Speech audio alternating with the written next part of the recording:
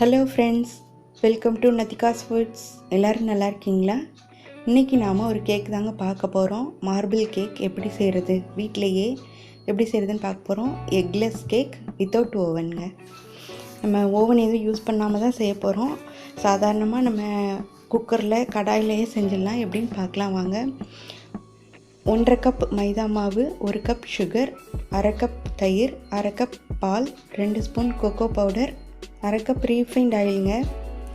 Refined oil தான் எடுத்துக்கணும், ஏன்னா இதுக்கு வேறு ஸ்மெல் எதுவும் இல்லாத எண்ணெய் தான் இருக்கணும், அதான் நல்லாயிருக்கும். அதனால் கடலெண்ணெய் நல்லெண்ணெய் மாதிரி எடுத்துக்க வேணாம். சின்ன ஸ்பூனுக்கு 1 spoon baking powder, 1/2 spoon baking soda, 1 spoon vanilla essence, இது எல்லாத்தையும் எடுத்துக்கலாம். இப்போ நம்ம எப்படி பண்ணலான்னு பார்க்கலாம் வாங்க. முதல்ல ஒரு கடாயை சூடு பண்ணிக்கணும். குக்கர் வச்சுக்கிறதுனாலும் ஓகே, நான் கடாய் வச்சுருக்கிறேன். அதில் இந்த மாதிரி ஒரு ஸ்டாண்ட் வச்சு ஹீட் பண்ணணும். ஒரு 10 நிமிஷம் நல்லா ஹீட் பண்ணிக்கோங்க. இப்போ நாம் ஒரு பவுலில் தயிர் சேர்க்குறோம். தயிர் சேர்த்தப்புறம் அதுலேயே கொஞ்சமாக நம்ம எடுத்து ஆயில் சேர்த்துக்கிறோம். ஆயில் சேர்த்த பின்னாடி அதில் நம்ம சுகரை பவுட்ரு பண்ணி வச்சுருக்குறோம். 1 கப் சுகரை பவுட்ரு பண்ணி வச்சுருக்குறோம். அதையும் சேர்த்து நல்லா மிக்ஸ் பண்ணிக்கிறோம். இந்த மூணும் நல்லா மிக்ஸ் ஆகட்டும். அதிலே வெண்ணிலா எசன்ஸும் சேர்த்துடலாம். வெண்ணிலா எசன்ஸ் 1 ஸ்பூன் சேர்க்கலாங்க. இப்போ நல்லா கலந்து விட்டுக்கிட்டோம்.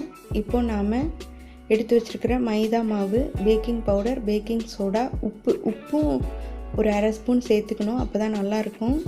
அதை சொல்லாமல் விட்ட முதல்ல அது சேர்த்துக்கிறோம். அதையும் சேர்த்து நல்லா ஜலிச்சிக்கணும்.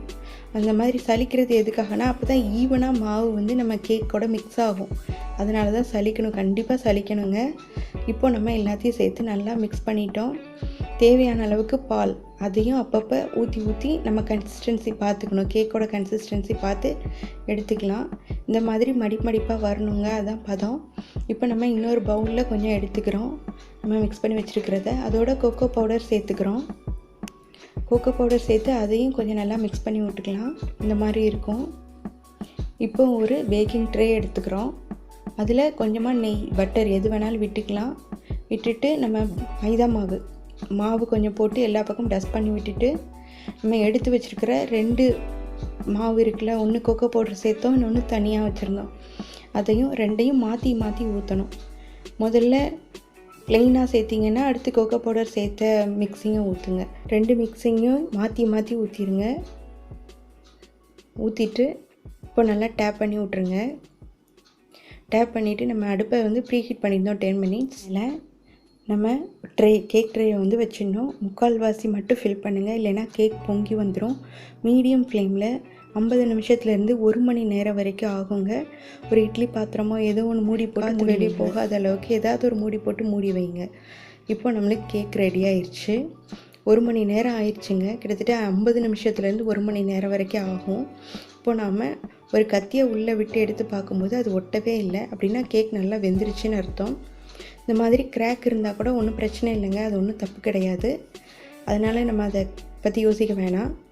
இப்போ நாம் ஒரு 10 மினிட்ஸ் அப்படியே விட்டுட்டு இப்போ கேக் எடுத்து சைடில் எல்லாம் நல்லா கத்தியை வச்சு எடுத்து விட்டிங்கன்னா கேக் ஈஸியாக நம்மளுக்கு வெளியே வந்துடும். இப்போ அப்படியே திருப்பினீங்கன்னா கேக் ஈஸியாக நம்மளுக்கு வெளியே வந்துடுச்சு. பாருங்கள் எவ்வளோ நல்லா சாஃப்டாக இருக்குது பாருங்கள். கேக்கு ரொம்ப நல்லா வந்திருக்குங்க. இப்போ நாம் எடுத்துடலாம். நல்லா சாஃப்டாகவே இருக்குது கேக்கு. இப்போ நம்மளுக்கு கேக் ரெடி. இப்போ நம்ம மேலே உள்ளதை மட்டும் கட் பண்ணி எடுத்துடலாம். கொஞ்சமாக கட் பண்ணிக்கலாம். எவ்வளோ பாருங்கள் எப்படி இருக்குது, ஸ்ட்ரக்சரும் நல்லா இருக்குது. கேக் சின்னதாக கட் பண்ணி எடுத்து சாப்பிட்லாங்க. நம்மளுக்கு marble cake ready. Thanks for வாட்சிங். தேங்க்யூ. லைக் பண்ணுங்கள், ஷேர் பண்ணுங்கள், சப்ஸ்கிரைப் பண்ணுங்கள். தேங்க்யூ.